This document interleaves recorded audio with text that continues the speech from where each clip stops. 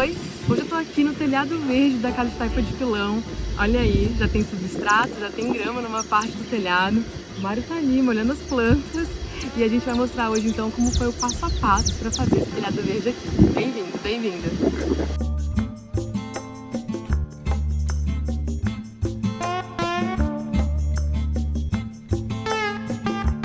A primeira coisa para se pensar um telhado verde é o cálculo da estrutura. Qual que é a carga que essa laje pode ter, a resistência, para que a gente consiga calcular o volume de substrato de terra que vai aqui em cima. Então a gente está com um cálculo aqui de 300 kg por metro quadrado. Depois, o ponto mais importante é a impermeabilização. E aí, como a gente já mostrou também, a gente usou aqui uma manta PAD. Fizemos o teste já de estanqueidade e todo esse período a gente está com sucesso, não teve nenhum ponto de vazamento. Depois dessa parte da impermeabilização, a gente vai fazer agora, vamos mostrar um dreno, né, a drenagem na descida dos dutos. Todos os outros já estão feitos. Em cima da impermeabilização a gente usou um geodreno, que é uma camada dupla de manta de bidim com um aramadinho e manta de bidim. Isso já faz a função de não deixar esse substrato passar e ir para o reservatório, para a cisterna. Porque lembrando, né, a gente tem 6 dutos aqui que levam a água da chuva do teto verde para a cisterna. Então a gente vai reforçar em cima de todos esses dutos, colocar uma camada maior de drenagem, que a gente vai usar argila expandida e carvão. O carvão é especialmente para que a gente minimize a possibilidade dessa água ficar com uma tonalidade mais amarelada.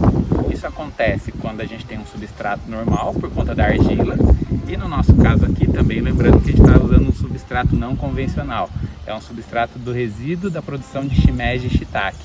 Então quando a gente usa esse substrato, tem a tendência da água ficar um pouquinho mais amarronzada. O carvão ele vai ter ali, por conta de todos os poros dele, vai desenvolver bactérias ali também, né? Então tem a filtragem que é física, mas também uma filtragem biológica ali para poder evitar que passe esse sedimento para lá.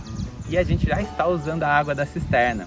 Então a gente está feliz porque ela realmente não está escura, né? Ela tem um leve tom só ali, o que não compromete em nada, mas é muito bom porque nesse primeiro período também não deixa de ser uma água que está com nutrientes para a gente irrigar aqui a grama. Então depois a gente que faz essa parte de estrutura, impermeabilização, drenagem, aí a gente vem colocando o substrato e aí a gente vem com a etapa de plantio. No nosso caso, a gente está usando aqui os canteiros nas bordas para fazer um pouco dessa função de proteção, como se fosse um guarda-corpo que impedisse de chegar muito perto, né? Abaixo desse canteiro, né, que fica elevado, a gente vai vir com a grama São Carlos.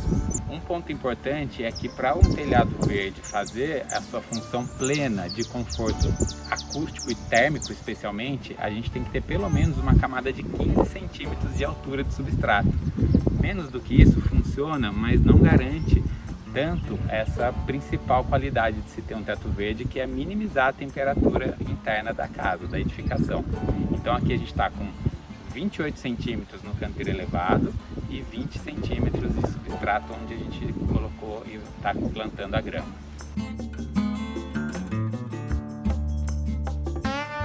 E aí a escolha da vegetação aqui, o ponto mais importante, são espécies que sejam rústicas, que não precisem de muito cuidado de irrigação ou adubação.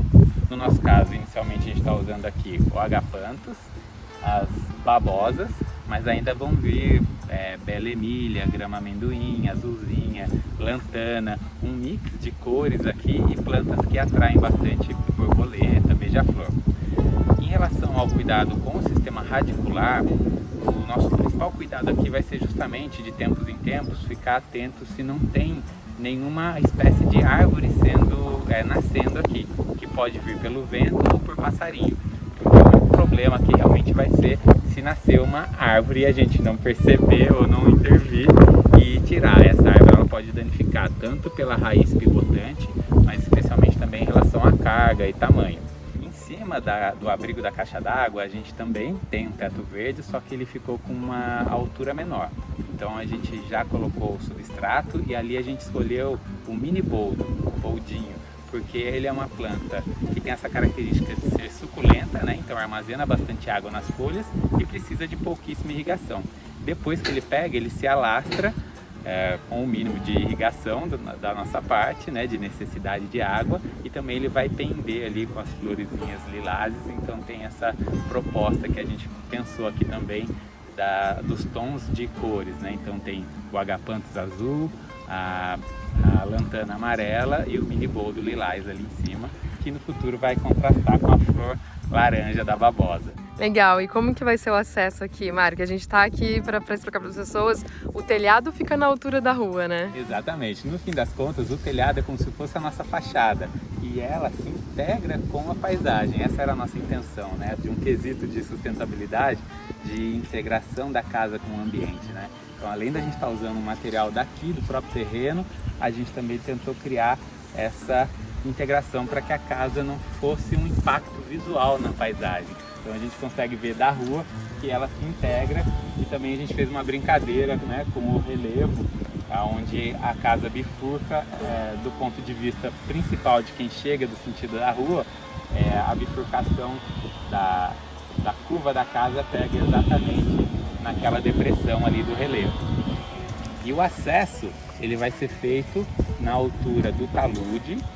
Quando a gente chegar do talude, a gente estiver na altura do beiral, da platibanda, a gente vai fazer ali com viga metálica e a placa o painel ultraboard. Então vai ter 1,20 m de largura essa passagem. Por enquanto ela está improvisada ali.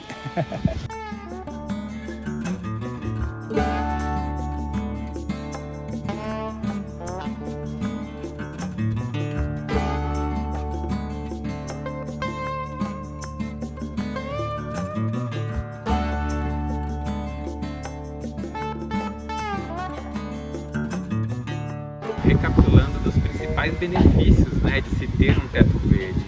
Primeiro, como eu já falei, é a questão da capacidade de diminuir a temperatura interna, né? O teto verde, a terra é o maior isolante térmico que a gente tem disponível na natureza, e ela vai fazer então essa função de conseguir diminuir a temperatura interna em até 7, 8 graus. Claro que isso varia em função de outras estratégias bioclimáticas, mas o teto verde é o principal responsável, na verdade o telhado como um todo de qualquer edificação, porque é pelo telhado que entra 80% do calor de uma casa. Então aqui a gente vai estar isolando com a terra, e também toda a vegetação vai estar captando essa luminosidade, esse calor, fazendo fotossíntese, transformando essa energia solar em matéria física, né, pelos vegetais. Isso então faz a regulação do clima interno, mas também externo, porque aqui a gente não tem um telhado que reflete calor. Então a gente está, né, hoje um dia super quente aqui em cima do telhado, e ele está super fresco. Imagina se a gente estivesse em cima de uma telha cerâmica, de uma telha cimentícia, né? A gente já está com muito mais calor aqui, que reflete no ambiente como um todo. Então, tendo várias casas com os seus telhados quentes, irradiando calor, mesmo depois que o sol se põe, a gente fica com uma sensação de calor no ambiente, que é esse fenômeno que a gente chama de ilhas de calor, que acontecem quando várias casas juntas estão, né, sendo ineficientes, tanto para o conforto interno quanto para o seu entorno. Outro benefício é que a gente vai estar tendo uma atração de fauna aqui, né? Então a gente tem uma variedade bem grande de pássaros, e eles têm aqui um espaço para poder fazerem toda a sua função e seu papel ecológico, e também, né, nos presentear aí com o canto deles e com poder avistar um passarinho. E um ponto que eu gosto bastante é o fato de que a gente aqui impermeabilizou, ao fazer essa construção, 200 metros quadrados. E a gente está compensando essa impermeabilização criando 200 metros quadrados de área permeável no mesmo lugar, né? No mesmo lugar, fazendo essa compensação em loco, né? Eu impermeabilizei 200 e eu criei 200 metros quadrados de área verde aqui instantaneamente. E um último ponto também bem relevante é que quando chove, essa água ela não vai escorrer imediatamente para o curso d'água, o que causa uma série de problemas de erosão, e que também diminui a capacidade de reprodução de peixes, de anuros nos cursos d'água. o teto verde ele vai armazenar essa água e ela vai sendo escoada lentamente. Lembrando aqui que no nosso caso ela vai para as nossas cisternas que já estão funcionando, então esse gramado aqui a gente está irrigando com a água da chuva e depois o excedente dessa água da chuva vai passar por um laguinho e depois que a gente vai devolver para o sistema. Então se a gente pensar num grande problema urbano que a gente tem hoje, que é de poluição, calor, enchentes, enxurradas, o teto verde em larga escala, com certeza, é uma estratégia, uma solução das mais sensatas e inteligentes para a gente chegar cada vez mais próximo de cidades sustentáveis e saudáveis e resilientes.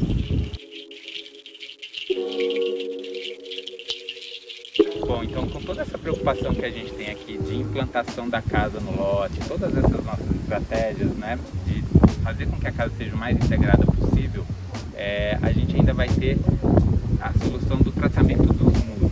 Então a gente tem um muro que dá a volta aqui da casa, que já era um muro existente do condomínio, e em relação ao muro da casa vizinha, a gente chegou aqui numa solução de fixar painéis, malhas metálicas, e vamos plantar uma trepadeira para fazer como se fosse um jardim vertical ali. A gente vai plantar com garja roxa, vão ser 10 mudas de trepadeira, e aí em um ano e meio a gente vai conseguir minimizar bastante esse impacto visual e ao mesmo tempo, voltando, a gente além de ter um ambiente mais agradável visualmente, a gente também vai ter menos incidência de calor por conta do muro, do bloco de concreto que vai ficar irradiando esse calor. Então a gente tem uma proteção da trepadeira que vai fazer essa função ali.